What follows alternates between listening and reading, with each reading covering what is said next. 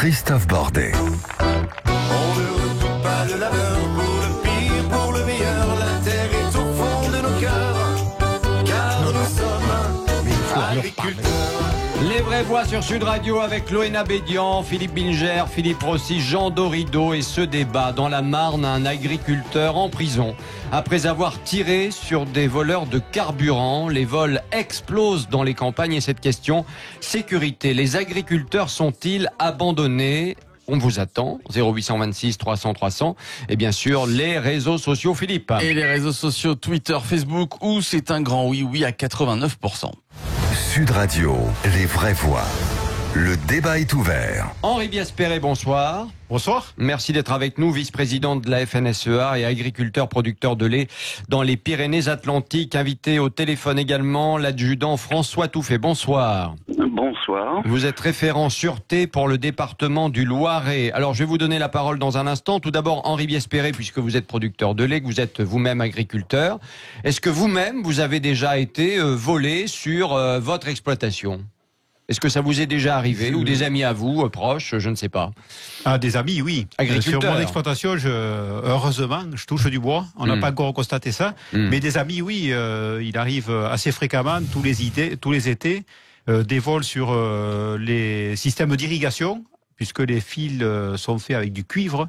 Ah bon ? Le cuivre vaut très cher, donc il y a eu donc les systèmes d'irrigation qu'on voit dans les champs, comme les champs de maïs par exemple. Les grands appareils qui sont dans les champs, donc les fils carrément arrachés, ils attelaient ça à une voiture 4x4, ils tiraient, et alors là ils arrachaient toute l'installation, ils ne récupéraient que le fil électrique. C'est des actes courants tous les étés qu'on constate dans le sud-ouest. Ouais.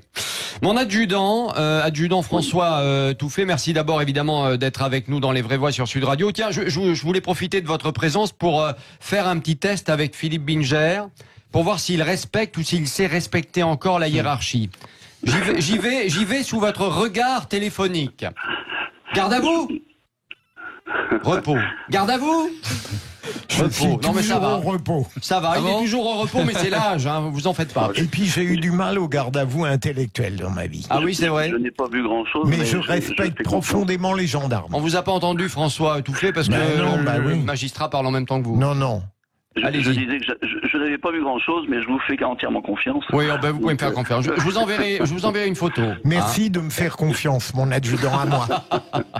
Bon, je réalise un fantasme en tout cas. Mettre un magistrat honoraire au garde à vous, j'avoue que là, je suis assez fier de moi. Je peux faire pire. Hein. Ah bon ? Oh bah dis donc, je suis pas sûr de vouloir comprendre ce qu'il dit. Sérieusement, mon adjudant, vous êtes dans le Loiret où il y a beaucoup évidemment d'agriculteurs et d'exploitations. Est-ce qu'il y a beaucoup de vols dans les fermes dans votre secteur ? Il y a des vols comme partout en France, malheureusement. C'est difficile, c'est un milieu qui est pas facile à protéger, mais on travaille justement dessus pour essayer d'accompagner le milieu agricole et on va développer tout ce que l'on peut faire pour venir en aide de toute façon. Quel genre de vol vous constatez, vous, dans les fermes, là ? C'est varié, hein. Ça va du carburant, ça va du système d'arrosage, comme vous avez précité.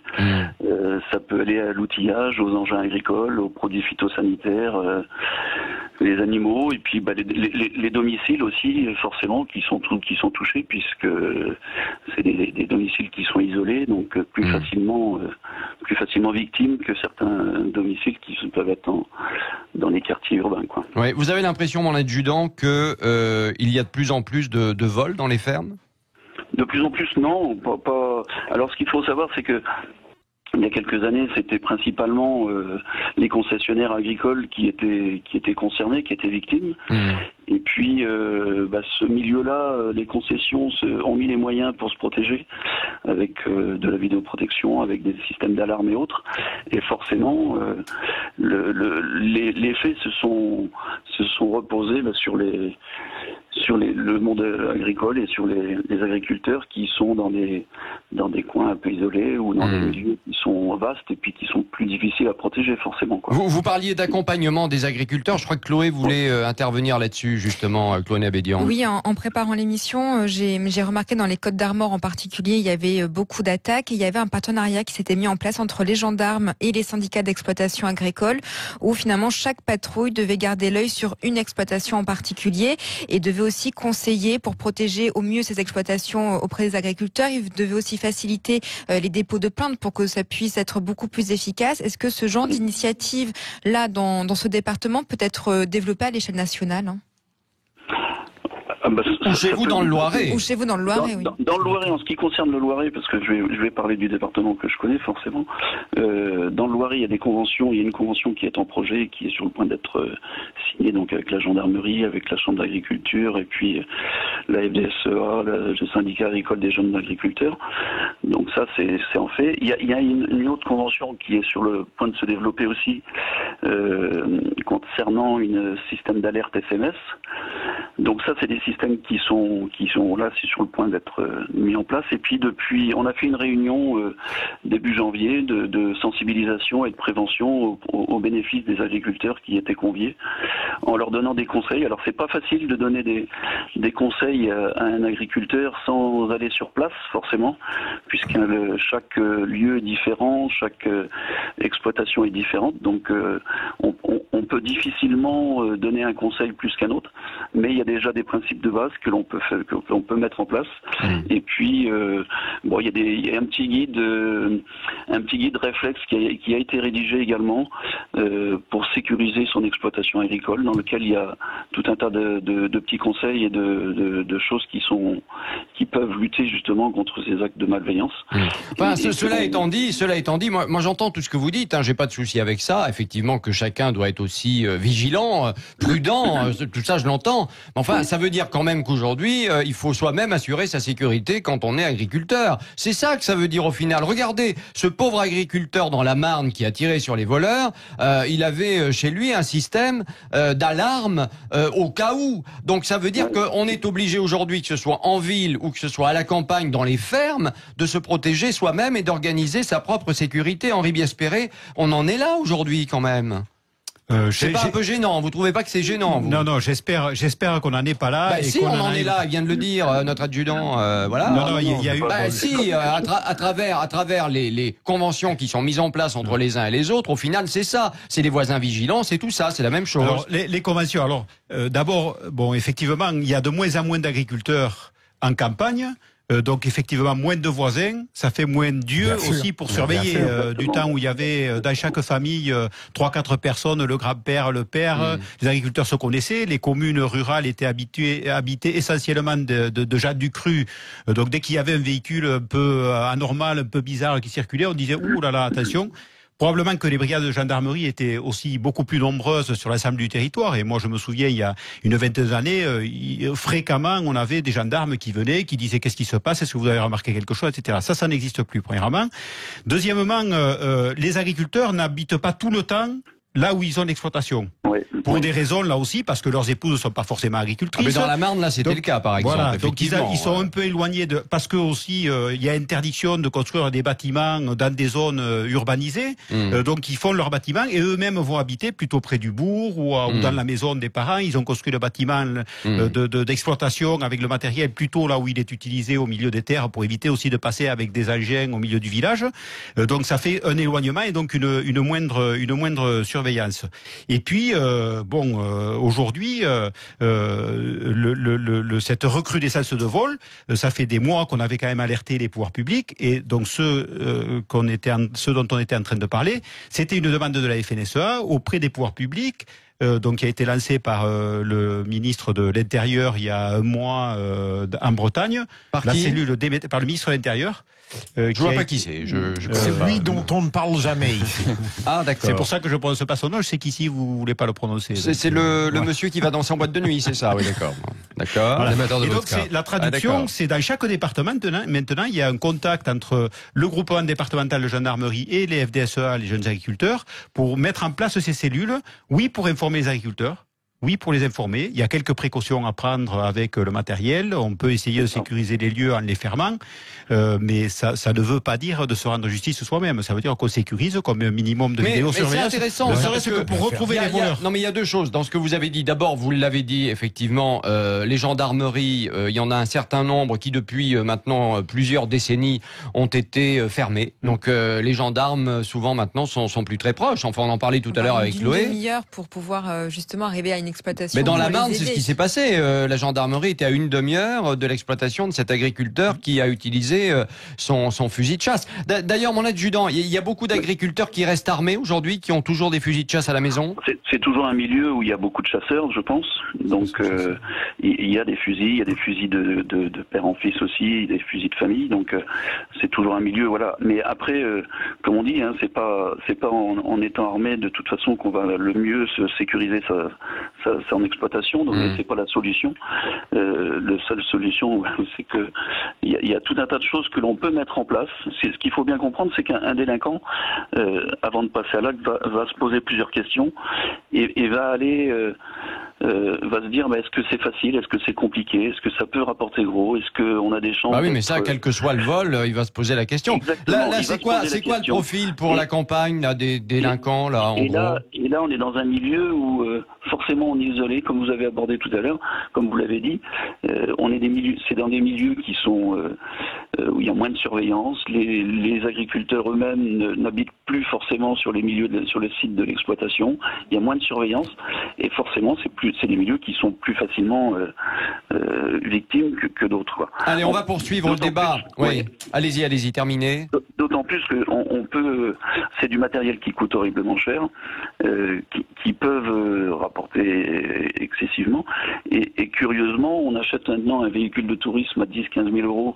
C'est une clé qui est individuelle. Et là, on est sur du matériel à plusieurs centaines de milliers d'euros et qui sont avec des clés universelles. Ah bon? Donc ça, il y a des procédés pour protéger son matériel.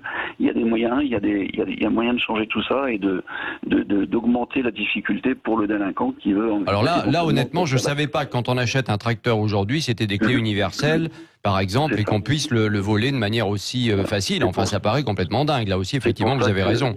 Ouais, c'est pour ça que certains, de plus en plus, d'agriculteurs se donnent les moyens de modifier ces procédés-là, changent leur système de démarrage et puis pour pouvoir renforcer la sécurité. Quoi. Allez, on poursuit le débat dans un instant dans Les Vraies Voix. Ah, Les Vraies Voix lèvent le doigt, hein. Ça veut dire que tout le monde a envie de poser des questions. Ça vient, mes petits, ça vient. Un peu de patience, ça vient. Notre débat dans la Marne, un agriculteur en prison après avoir tiré sur des voleurs de carburant. Les vols explosent dans les campagnes. Et cette question sécurité, les agriculteurs sont-ils abandonnés? 0826 300 300. Vous êtes exploitant agricole, vous avez vécu des vols, vous pouvez nous appeler pour nous raconter. Et puis les réseaux sociaux avec vous, mon cher Philippe. Et les réseaux sociaux, Twitter, Facebook, c'est toujours un grand oui à 90%. Et Jackie qui nous dit sur Twitter, on n'a pas le droit de se faire justice soi-même. Si la justice est absente et la gendarmerie inutile, alors oui, après de multiples demandes de protection, on a le droit de se défendre. Oui à la légitime défense. Ben là, c'est ce qui s'est un peu passé dans la Marne. Mais on va avoir l'occasion d'en parler dans la deuxième partie du débat parce que c'est vrai qu'on aimerait savoir où est la justice. À tout de suite. Christophe Bordet. Maintenant que je ne suis plus ministre de l'Agriculture, paysannes, paysans, je vous dis merde toute l'année. Toute l'année en train de vous plaindre. On se lève à 4 heures du matin. On se couche à minuit. On n'a plus le temps de dormir. On n'a jamais de vacances. Restez couchés. Voilà, bon, c'était une petite pique de Patrick Font, il s'appelle. Oui, voilà. Non, mais c'est vrai que vous plaignez tout le temps en même temps, hein, les agriculteurs, globalement. C'est vrai. Je sais pas, ou alors vous nous écoutez que quand on se plaint. Il y a toujours un truc qui va pas, hein, ça c'est sûr. Hein, mais c'est très français aussi, hein, en même temps. Il n'y a pas besoin d'être agriculteur pour se plaindre. Il suffit d'être français. Ah, ils en ont gros, oui, on en a gros. Je les ai tout reconnus en crise. Qui ça? Les agriculteurs. Ah oui, non mais c'est vrai. Heureusement, c'est pas toujours les mêmes. Non, non, absolument. Malgré les aides européennes et tout l'argent que vous êtes fait. Enfin bon, tout ça est un autre débat. Mais c'est pas arrivé Je ne, directement je dans ne les voudrais poches des pas, agriculteurs. je ne voudrais pas trop provoquer l'agriculteur qui est à côté de nous. On ne sait jamais comment il peut réagir s'il sort son fusil. Vous ouvrez trop de fronts à la fois. Oui, mon voilà, cher on peut pas Christophe. parler de tout. En tout cas, on va parler de ce drame. Dans la Marne, un agriculteur en prison après avoir tiré sur des voleurs de carburant, les vols qui explosent dans les campagnes et cette question, sécurité, les agriculteurs sont-ils abandonnés? On vous attend au 0826 300 300 et sur les réseaux sociaux. Philippe Rossi. Et les réseaux sociaux, c'est toujours un grand oui, le oui qui l'emporte, qui augmente. On passe de 90 à 93% de nos auditeurs qui répondent par la positive. Alors, je voulais vous faire écouter, avant que nous allions plus loin, on a Evelyne et Eric qui nous attendent au standard, je voulais vous faire écouter un membre de la famille de cet agriculteur de la Marne que nous avons joint, et qui raconte un petit peu pourquoi quelque part la situation a dégénéré, pourquoi on en est arrivé là. On écoute. Il y a eu 50 dépôts de plainte à la gendarmerie depuis 2015. À chaque fois, il disait à la gendarmerie qu'il fallait faire quelque chose et ça n'avançait pas au fur et à mesure de ces plaintes, quoi. Puis voilà, ça en est arrivé à ce qu'on est en train de vivre en ce moment, quoi. Il y a les maisons qui se font cambrioler partout, dans tous les villages aux alentours. Les gens, ils en ont un ras-le-bol général de l'insécurité. Voilà. Ça n'avançait pas. Bien sûr. Il y avait eu des plaintes, plein de plaintes. Mais bien sûr. Et derrière, rien. Bien Il sûr. ne se passait rien, Philippe Binger. Mais c'est très grave parce que il faudrait savoir si c'est une impuissance de la part en l'occurrence de la brigade de gendarmerie, délibérée, au fond une incompétence professionnelle, ou bien si c'est faute de moyens que ces brigades ne peuvent pas répondre aux demandes. Déjà, François Touffet, vous pouvez peut-être répondre justement Voilà. à ce que dit Philippe Non, Binger. mais je veux pas. Je sais que vous avez un devoir de réserve, évidemment, mais voilà, bon.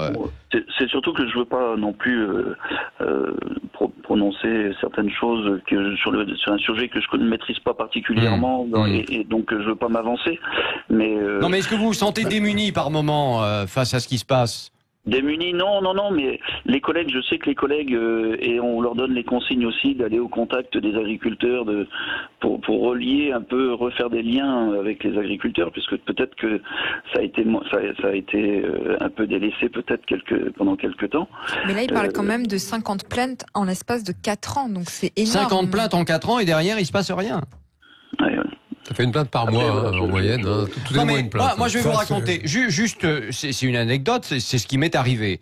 Devant chez moi, dans le Bordelais, j'avais un matériel agricole assez lourd, on va dire, qui s'appelle un gyrobroyeur. C'est une sorte de grosse tondeuse pour tout ce qui est ronces, branches, etc., pour les détruire. Et je peux vous garantir qu'à main nue, vous ne pouvez pas bouger ce matériel. Bon. Et puis un matin, au réveil, le matériel avait été traîné sur des mètres et des mètres jusqu'à la route principale et il était plus là. Et quand on est allé à la gendarmerie pour porter plainte, vous savez ce qu'ont dit les gendarmes? On dit vous savez, c'est de la fonte, voilà. C'est vrai que ça se récupère bien, ça se vend bien. Oh, ce sont des roms. Voilà, c'est les roms, c'est les roms. Voilà. Et puis terminé. Derrière, plus rien. Il se passe plus rien. Donc moi, je me mets à la place des gens. C'est un peu normal aussi, et triste en même temps, que les gens pètent des plombs, quoi. Bien sûr. Mais moi, je suis à la fois, c'est la charge de l'État de faire régner l'ordre, mais il y a un moment où, à partir du moment où le citoyen se confronte à un vide ou à une impuissance, où il faut accepter qu'il prenne son destin en main en respectant les règles, entendons-nous. Mais je trouve qu'on est trop strict dans ce domaine pour la légitimité. Rapidement. Ce qui est délicat quand même quand je vous entends, Philippe Binger, là-dessus, c'est que les cambriolages, ils augmentent de partout en France. Alors certes, bien sûr, on l'a dit hier sur agriculteurs cette antenne, sont délaissés. sur Sud Radio. Pour autant, il y a vraiment les chiffres qui explosent au niveau des cambriolages. Rien qu'au mois de janvier, on l'a dit hier. Donc c'est un vrai souci. C'est à l'État d'assurer la sécurité de la chacun. sécurité ce n'est pas et la justice derrière. Voilà, bien sûr. Mais évidemment. La justice ne vous pose pas de problème en général, cher Christophe. Non, ce qui me pose problème, c'est l'injustice, voyez-vous. Ça me pose un gros problème quand même. Alors vous devez être mal à 19h. Evelyne est avec nous. Elle nous appelle de Montauban. Bonjour. Bonjour Evelyne, vous êtes notamment psychologue, spécialiste des suicides dans le monde agricole. Merci beaucoup de nous appeler. Alors là, on a un sujet qui est dramatique, évidemment. Vous rencontrez beaucoup d'agriculteurs qui souffrent par exemple de ces vols, de ces cambriolages, qui en ont marre. Alors, beaucoup qui subissent des cambriolages, pas tant que ça. Je dirais plutôt beaucoup qui cumulent de l'insécurité qui a plusieurs visages et qui cumulent des difficultés qui font que la colère monte, les personnes sont à bout, sont épuisées physiquement et psychiquement, et que le nombre de passages à l'acte peuvent effectivement se multiplier, ou en tout cas les risques de passage à l'acte retourner contre soi qui vaut à un suicide ou dans des actes de violence ou des actes destructeurs.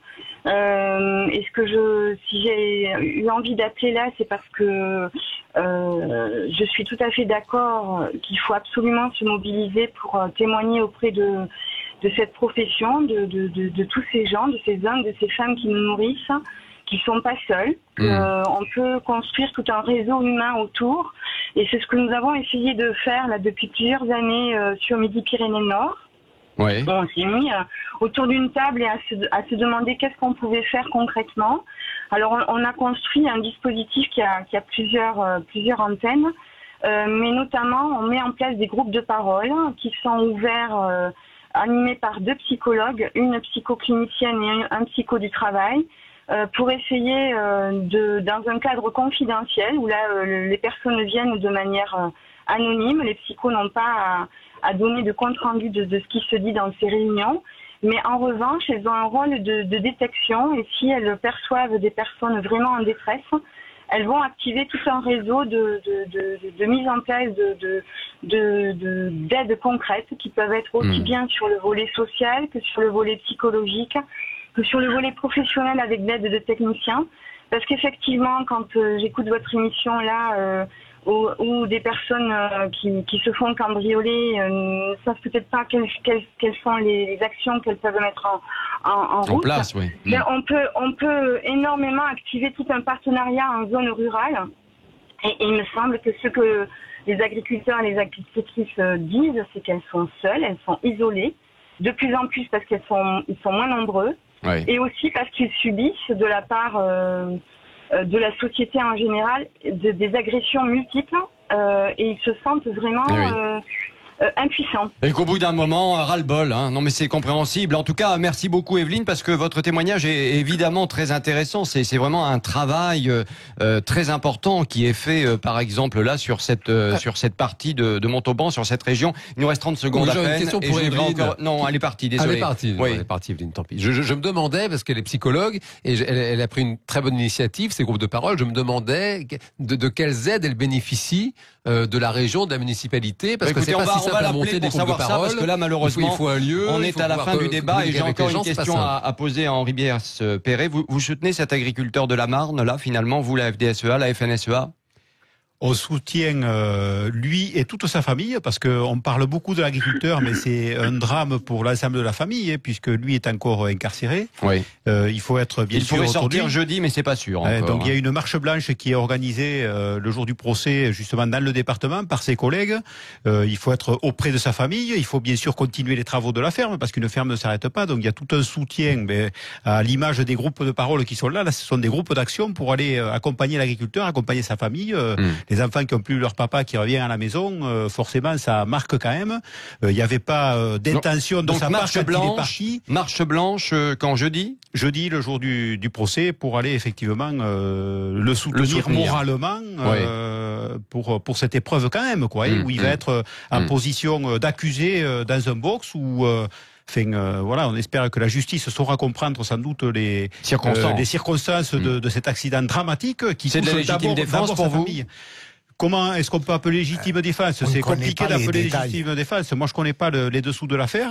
Ce qui est sûr, c'est que la première victime, alors sans amoindrir bien sûr ce qui est arrivé à ce jeune homme qui probablement ne partait pas pour revenir comme ça, mais lui aussi est aussi victime que la personne, puisque voilà, aujourd'hui il va vivre avec ça quand même sur la conscience jusqu'à la fin de ses jours, quoi. Il faut quand même avoir cette pensée-là. Merci Henri Biers-Perret d'avoir été avec nous. Merci à l'adjudant François Touffet qui était au téléphone également avec nous, et aux auditeurs qui nous ont appelés. Vous avez été nombreux. Malheureusement, on n'a pas eu assez de temps pour tous vous entendre, mais il y aura d'autres occasions de traiter une nouvelle fois, évidemment, ce sujet.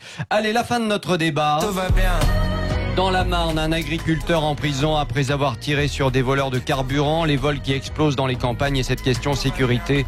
Les agriculteurs sont-ils abandonnés? Résultat sur les réseaux sociaux. Philippe Rossi. Allez, score final, Twitter, Facebook, c'est un grand oui à 92%. Dans un instant, Cyril Hanouna, animateur télé dans la course à la présidentielle 2022.